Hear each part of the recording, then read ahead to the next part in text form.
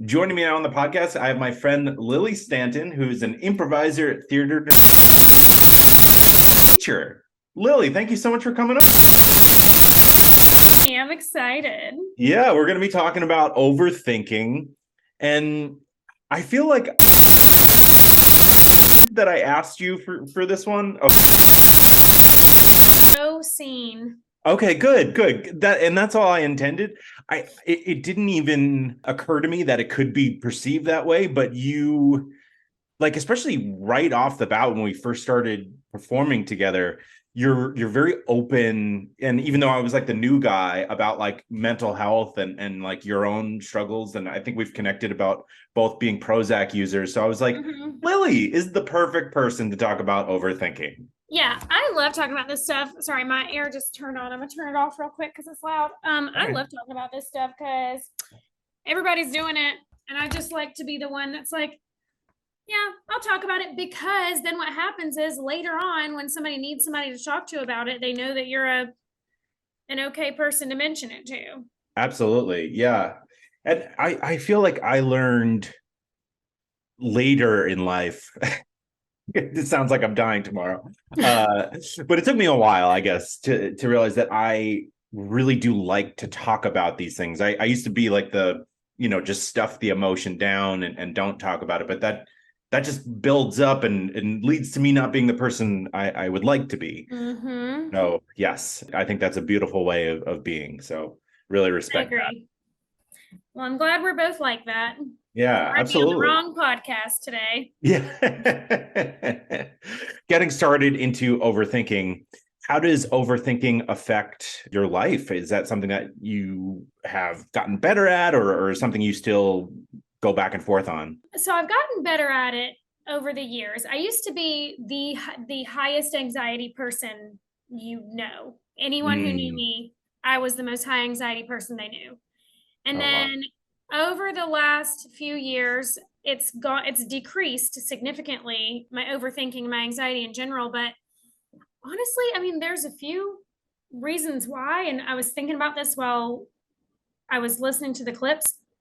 The pandemic kind of crushed my overthinking because I think for me, and I don't know if this is true for everyone, but I think for me, overthinking is like something you can do. No, I don't mean to say it's a privilege, but I mean it's like something you have the luxury of doing Mm. a lot of Yeah. times. And the pandemic, I mean, teaching during the pandemic was so incredibly exhausting Mm. Yeah. to a degree that I cannot even explain, that like my brain just didn't have the power to overthink anymore. It's It like just it killed removed it. all these like choices and was just like required you to get to like base level. Yeah. It was just like, well, no, you actually just got to do what you got to do right now. I'm not saying I don't overthink at all anymore, but I'm saying that the therapy that I've done and getting life experiences as you get a little bit older, also I sound Hmm. like I'm on my deathbed, and then also the pandemic. I think those things actually really helped overthinking decrease for me. Man, that's interesting because for me during the pandemic and certain I had a job where I could stay from home the whole time and didn't have to do what other people had to do, but that panic that the pandemic brought on me, I went the opposite way. I started overthinking more to the point of just like complete over being overwhelmed and depression, and just like to the point where I became like numb. So I'm Oh yeah, happy to yeah. hear how I'm not saying I never get depressed or numb. Okay, okay, that's different. But the yeah. overthinking. I mean, like kids, if you work with kids, Hmm. you learn quickly that you do not have control over the situation. Mm. Kids working with kids is very humbling. And then working Mm. with kids during a global pandemic is just like, well, you know what? I can do what I can do. Right. Period. And so for the listeners, this is part one of a two-part series where I also interviewed mental health expert Shelena Yarukhina. And so I think it's time to go to the first clip.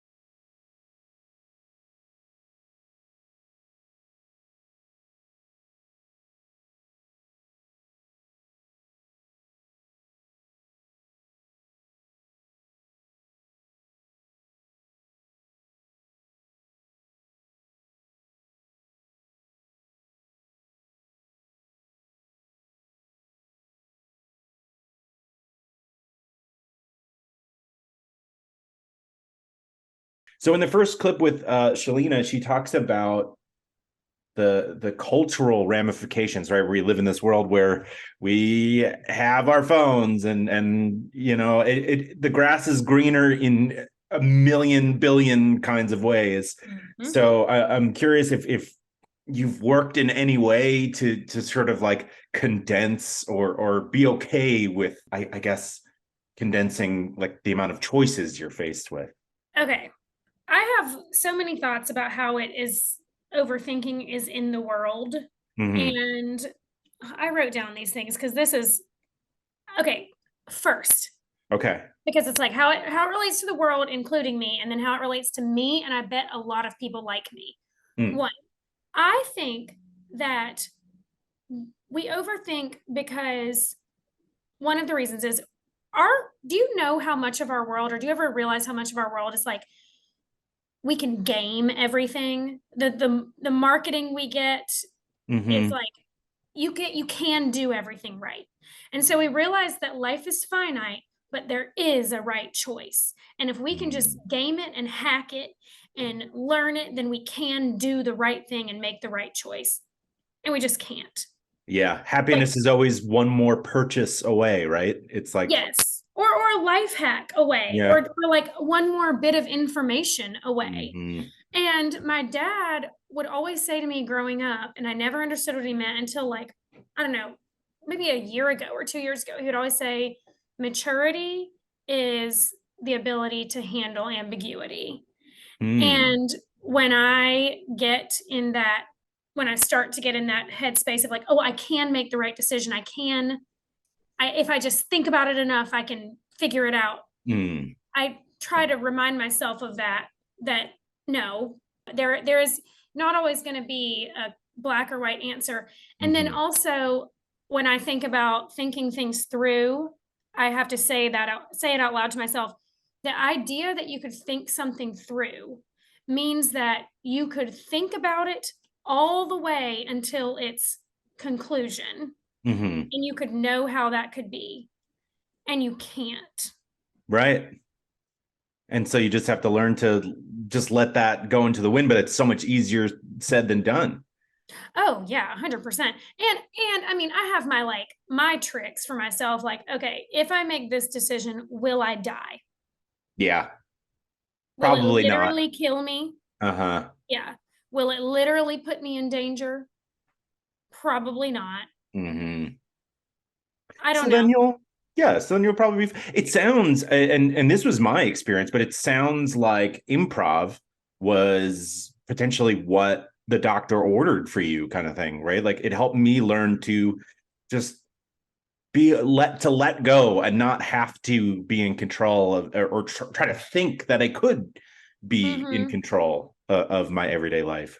Yes, because I think maybe what I was trying to say earlier is like if I practice saying the thought, what's the worst that could happen? Hmm. And in improv, that it is great exposure therapy for taking a risk and making a choice that you can't think through. What's the worst that could happen there?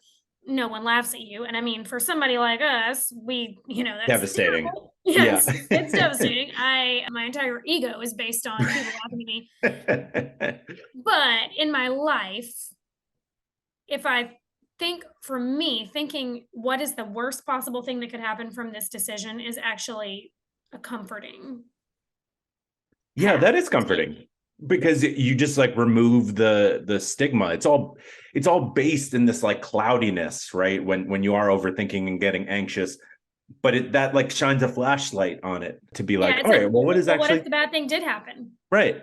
What if you did make the wrong choice? Then what? Yeah. That's actually I interviewed a therapist about anxiety related going to the airport, and she described a very similar trick where it's just like she had me list things that was anxious about, and she was like, all right, what would happen then? Would you die? No, I'd be probably uncomfortable and have to wait a Mhm. little bit. And it just boils down to you remove you once you stop believing in this like amorphous Catastrophe. catastrophe. Thank you. Yeah. It just becomes a lot less scary. And when you have a crisis going on in your life, and the real one, and the what ifs actually do matter. Like, okay, if I make this decision, then someone or myself will be hurt. Then it's cheesy to say, but it does help put it in perspective when you're trying to figure out what clothes to pack for a weekend trip. Right. Which, I'm in a little bit of a state. Oh, what were you going to say? Well, I just had one more thing that's helped me. Sure. My best friend, she speaks Spanish. Well, Jillian, you know Jillian. Oh, yeah. Yeah. Yeah. Jillian speaks Spanish, and she has this phrase that she uses, and I don't know if she learned it from some of her Spanish speaking coworkers or where it comes from, but she always says, "Por qué no los dos?" Meaning like, why not both? And so when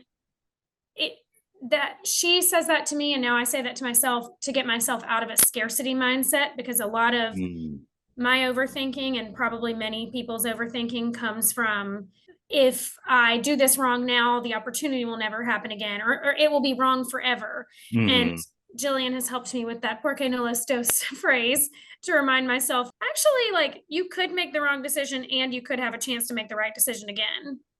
That's incredible. Everyone needs a Jillian. Yeah, she's a good one. Yeah. I mean, well, just to have friends that can see that you're anxious and just provide help without like judgment or telling you to calm down, right? The worst thing that someone can say. I mean, that's really valuable friendship, and also great advice from Jillian, because it's true, right? It's not every aspect of your life is such a make or break moment. I mean, we're not in a war. I mean, there are people in a war, but right. Not in us fact, right now. It rarely is a make or break decision. Yeah. And even right now, I mean, you started talking about packing clothes for a weekend as an example, and I'm going after this interview to the Charleston Open. For people who don't know, it's I think it's like the top women's tennis tournament. It's like a step below a major. Which is awesome. And I'm really excited to go. But I've been overthinking, well, should I wear shorts? What if it gets cold? Should I bring a sweatshirt? Well, I don't want to carry a sweatshirt, right? It's just, and on and on, and to the point where my brain just breaks. And I'm just like, fine, I could buy a sweatshirt if I really wanted it, Yes. And I'll be fine. Right. Oh my goodness. But we're just bombarded in our world with the notion that we could do it right if we just bought the thing or learned the thing. And I also am curious about how overthinking has affected people who come from like a faith background. Yeah. Because I think for some of us tender young girls and boys who grew up in maybe toxic or harmful faith environment, there was a lot of gravity put on your decisions. Okay. And a lot of the decisions you make matter eternally. They matter so much that they echo through eternity and your own eternal life.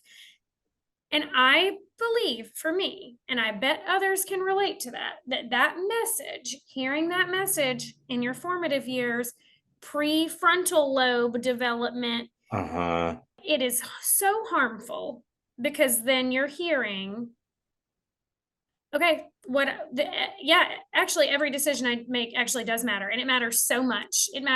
It could not matter more. Right. If it's eternal, like, damnation on the line, it really is. Of is. myself or those around me. Yeah. Oh my, I left religion behind a long time ago, but I haven't considered that. I mean, that is what a weight to put on someone's shoulders. My goodness. And especially because what I remember from growing up, I was raised Catholic. There's a lot of redemption stories from sinners in like the Bible and in a lot of religion teachings. And so it's like, but why aren't we showing that part too? Right. It's just like we're coming down so hard on the sin now, but also there's it's well, and even the notion of, and I'm sorry to go too deep down the faith rabbit hole, but I think it was hugely impactful for me. The idea of like praying for people, which is lovely, and it's a lovely sentiment, and if you pray for people, like, cool. However, praying for people in the context of a young child who's in a toxic faith situation of some kind. I remember, and I remember the Shelena Yeah. talked about this. She touched on OCD a little bit. Sounds silly to bring it up, but after 9/11, Hmm. and then people were, and I was 11 at that time, and people were saying, like, pray for people, pray for people. I got it in my head that it was on me to, like, Oh, wow. make sure that everybody in my family stayed safe. And so then you get in, okay, I've got to pray for my mom, I got to pray for my dad, and I've got to da, da, da. And 9/11 was this huge unexpected thing. So the way that my child brain translated that was, if I can think of every bad thing that could possibly happen to everyone I know, then Oh it my can't gosh. happen Oh because my I'll gosh. have thought of it. So I think I would be willing to bet that there are a lot of other people from Yeah. my type of background who their ground zero, if you will, overthinking is that type of situation. Nice. Working in a 9/11 joke in there too. Yeah, yeah. That was good. I didn't plan for that. Yeah. Took a Sometimes leap they of just faith and it come worked. natural. Yeah. Sometimes they just come natural. Well, thank you so much for sharing that. I left religion so long ago that it's not something I've really thought about from a personal perspective, but that sounds like the recipe for overthinking. Hmm. I'm curious your thoughts on in this clip. Also, Shelena talks about comparison, right? We live in an Instagram world, and I'm wondering if that affects your day-to-day life in any way. I mean, yeah, Yeah. obviously. Like, Yeah. I'm I'm susceptible to it as much as anybody. I think I'm lucky because, not to say like I was always like a weird kid, but I was never like the coolest kid. So I never had a chance to get to be the best or the coolest anyway. So I never was like on top of the trends and the best things. But Hmm. yeah, of course, I'm I'm affected. surprised to hear that because I could see you being like the coolest kid in school. But Well, in I some think ways I was. You know what I okay. mean? But I was like cool because I wasn't cool. You know what Right, there you I go. mean? Yeah. Like the person, I wasn't that cool in high school, but like you're cooler now because you're like relaxed and like you didn't peak back then, right? Like you are an evolving human being, right? Like Yeah, or cool for your maybe, 30s. yeah, yeah, maybe that. Yeah. The other thing I wanted to mention is just like things always needing to be black and white, kind of touching on what you were talking about before. It's just that's such a good reminder that it just doesn't have to be. And going back to Jillian's sage advice that not everything is on the line all the time. Oh my gosh. No. All right. Well, I think it's a good time to go to the second clip where we talk about anxiety and worry and how that leads to overthinking.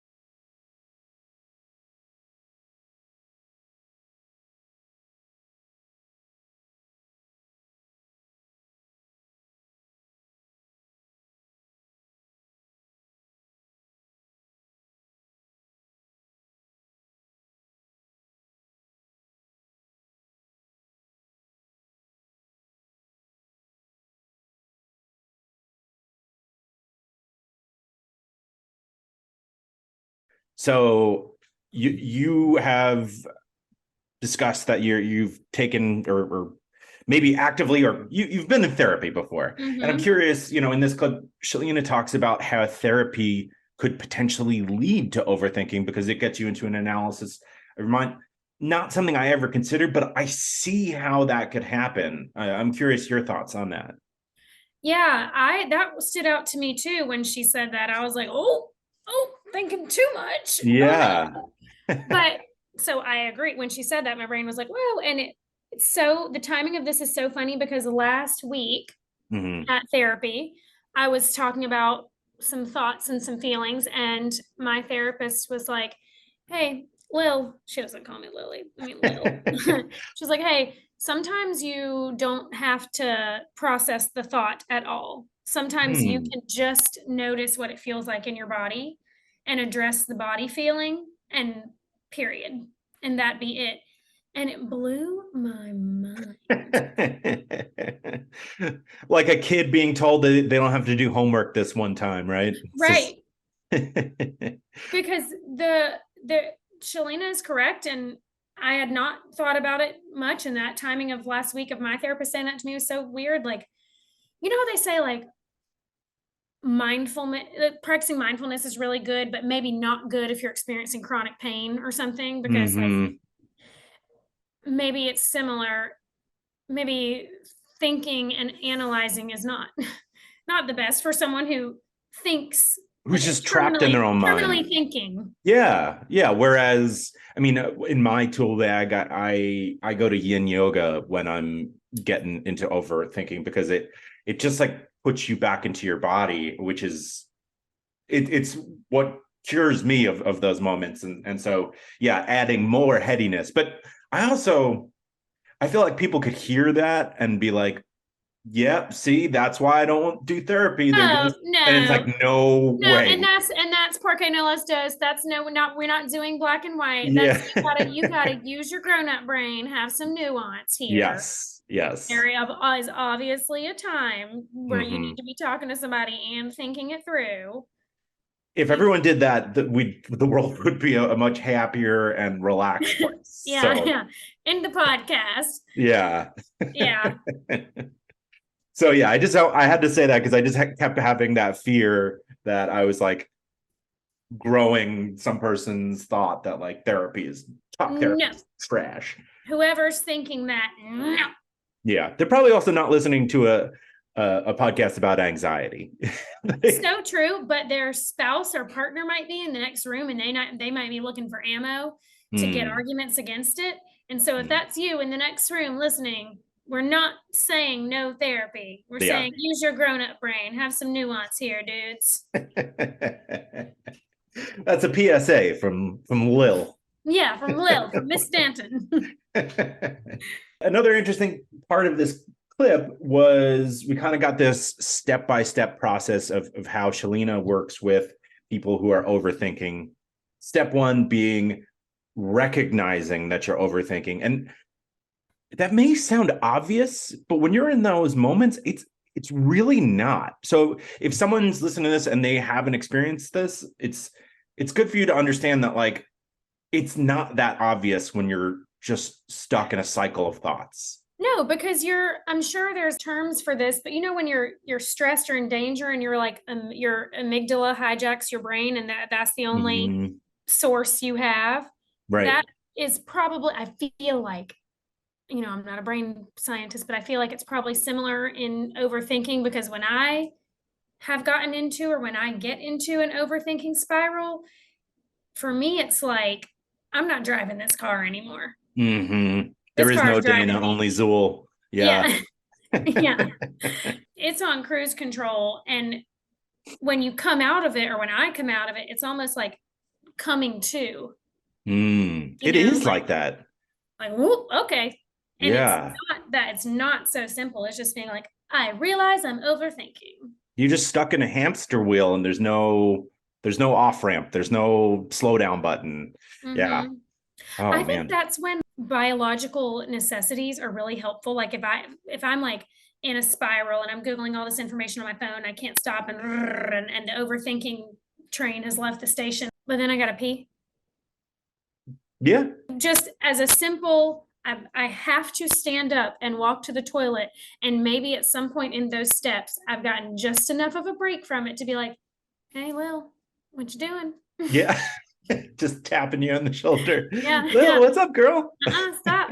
That is a good point, right? Sometimes you hear people saying like pinch yourself, or in the old movies that someone would smack somebody to be like, snap yourself out of it. Like an Yeah, extreme example of shifting your thinking, right? Could just be right. peeing. Or if you have a dog, it's helpful. Then the dog needs to go out. And again, Mm, like you have to stop what you're doing. yeah. I know that that doesn't always work or cure it, but I think sometimes the first step to recognizing you're doing it is just stopping. Mm-hmm. It's a good point about the dog too. Like walking Ollie, it just if I'm stressed, and then you just like watch him take delight in the grass or something, a squirrel or something, and just like reminds you to appreciate the simple rule or reason 131 that dogs are fantastic. Better. Yeah, Yeah. they're better than not Better having a dog. people. Yeah.